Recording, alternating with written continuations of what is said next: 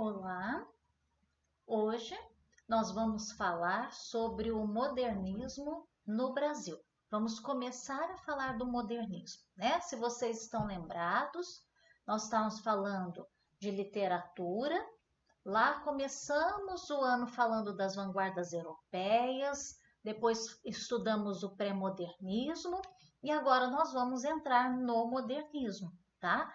E aí vamos começar falando sobre a Semana de Arte Moderna. Não dá para falar de modernismo sem falar da Semana de Arte Moderna, que foi o evento que inaugurou o modernismo no Brasil, né? Então, o modernismo começa no nosso país com a Semana de Arte Moderna. Mas na aula de hoje eu vou falar um pouquinho dos antecedentes desta Semana de Arte Moderna. O que é que aconteceu que foi preparando, né, este grande evento tão marcante, né, e que representou, significou tanto para a nossa literatura, tá? Então, claro, as vanguardas europeias são um dos antecedentes da Semana de Arte Moderna. Por quê? Porque chegaram ao país, né, exemplares do futurismo, isso depois de 1909, e eles começaram a influenciar alguns escritores. Não só o futurismo, mas outras vanguardas também, né? Então nós tínhamos aqui escritores, escultores, que iam à Europa, estavam tendo contato com as vanguardas lá e voltavam ao Brasil, né? Então isso nós vamos ver aconteceu com Oswald de Andrade. Em 1911 foi criada uma revista de artes chamada O Pirralho, né? Dirigida pelo Oswald de Andrade e o Emílio de Menezes. Em 1912 o Oswald de Andrade vem da Europa, tá? Era a primeira viagem que ele tinha feito à Europa e ele trazia as ideias cubistas, futuristas, e aí ele sentiu necessidade de remodelar as artes brasileiras, né, que ainda estavam muito influenciadas pelo academicismo. O que é esse academicismo? É aquilo que a academia prega, né? Aquilo que é tudo muito certinho, muito formal, muito rígido, né? E aí o Oswald de Andrade vem e faz essa seguinte afirmação que está aí no slide. Estamos atrasados 50 anos em cultura, chafurdados ainda em pleno parnasianismo. Então, chafurdado é mergulhado, né? Então, ele volta ao Brasil depois dessa temporada na Europa e chega estarrecido, né? E diz assim: estamos 50 anos atrasados em relação à cultura, ao que se está fazendo na Europa. Ainda estamos em pleno parnasianismo. E quem se lembra, parnasianismo, o lema é a arte pela arte. É aquela poesia excessivamente formal, muito rígida nos seus padrões, que supervaloriza a forma em detrimento do conteúdo. Então, quando a gente falou de parnasianismo, nós vimos lá o vaso chinês, um poema todo milimetricamente construído para descrever um vaso, né? Então isso é o parnasianismo, é a arte pela arte, é a forma que é importante, não o conteúdo. Então, Oswald de Andrade chega e diz: temos que mudar isso, né? Em 1913, nós temos uma exposição de obras do pintor russo Lasar Segal, tá? Aqui temos duas obras dele para vocês observarem como que ele já vinha sendo influenciado pelas vanguardas, né? Observem estes dois quadros, as formas geométricas, né? Influenciadas pelo cubismo. O Lasar Segal tinha vindo da Alemanha, faz essa exposição em São Paulo, em Campinas.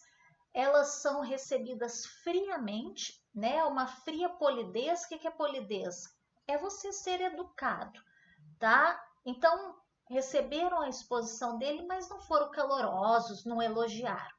E aí ele ficou muito desapontado com isso, volta à Alemanha e ele só retorna ao Brasil 10 anos depois, quando nós já tínhamos aí um novo contexto mais aberto, né, para essas novidades. Então aí este é um antecedente. 1915, lá em Portugal, sai a revista Orfeu, que marca o quê? O início do modernismo lá. Depois a gente vai falar de Fernando Pessoa, que é o grande poeta modernista português, né? Em 1917, o Mário de Andrade publica Há uma gota de sangue em cada poema e o Manuel Bandeira, A Cinza das Horas. Então, estes dois poetas, junto do Oswald de Andrade, eles vão compor essa primeira geração modernista de que eu vou falar numa outra aula.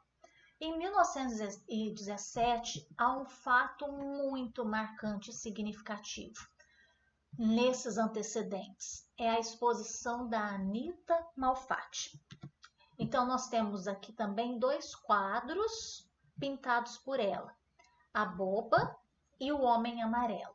Então, essa exposição dela, em 1917, ela faz quando ela tinha recém-chegado dos Estados Unidos e da Europa, né? Então, essas obras que ela expõe são obras de vanguarda, né? Se vocês observarem, tem aí a influência do expressionismo, né, e de outras vanguardas europeias. Só que o público ficou muito chocado com a pintura que a Anita apresentou. Era muito diferente do que eles estavam habituados.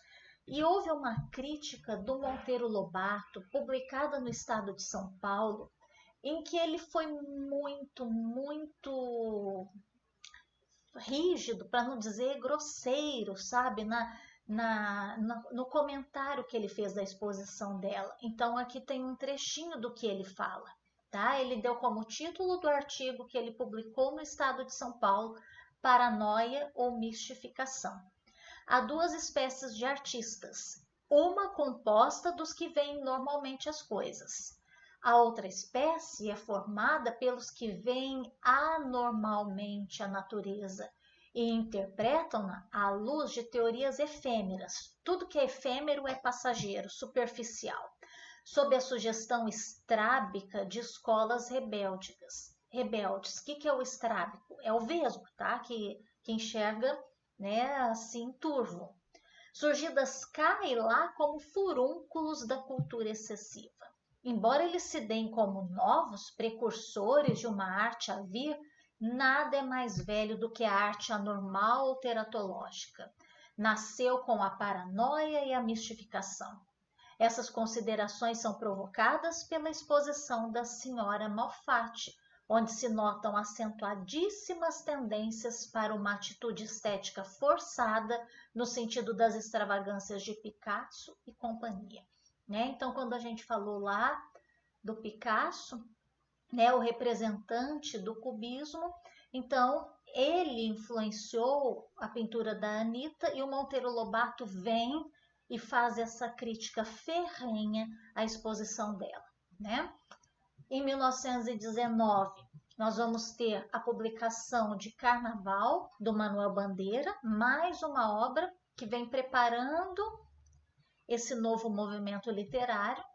Em 1921, o Graça Aranha, se vocês tiverem boa memória, vocês vão pensar, eu já ouvi falar desse Graça Aranha em algum momento. E ouviram, sim, que foi quando a gente falou do pré-modernismo.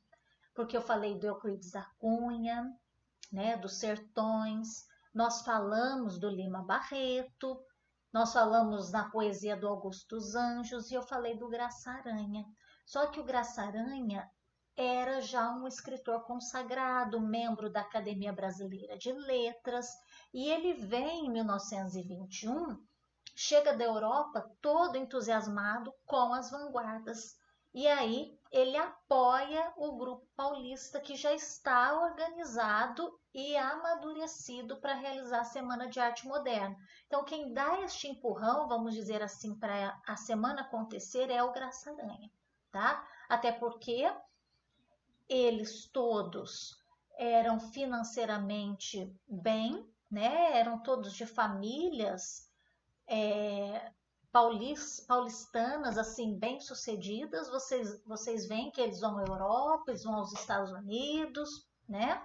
Então, eles já estão se organizando e o Graça Aranha vem e dá esse apoio que precisava para a Semana de Arte Moderna acontecer, né? Então, nós temos aqui o cartaz da Semana de Arte Moderna. É sobre essa semana que nós vamos falar na nossa próxima aula.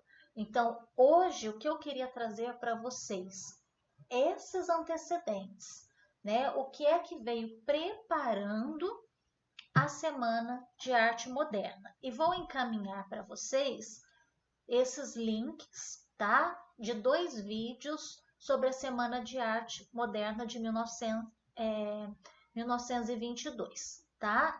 Nós temos um vídeo em que vocês vão ouvir o Vila Lobos, porque semana que vem eu vou falar do Vila Lobos, então vocês já vão ouvir, é um vídeo de 5 minutos, se não me engano, e nós temos um vídeo feito quando a Semana de Arte Moderna completou 90 anos em 2012, tá? Então, daqui a 2 anos, nós teremos os 100 anos da Semana de Arte Moderna, tá? Então, 2012, 90 anos. É um programa de televisão que falou sobre a Semana de Arte Moderna. Esse vídeo ele tem uns 20 e poucos minutos.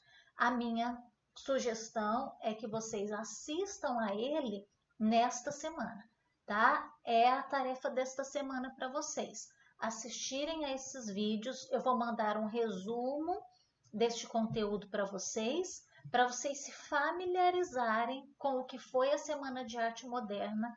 E aí, a semana que vem, eu preparo uma aula especial sobre este assunto.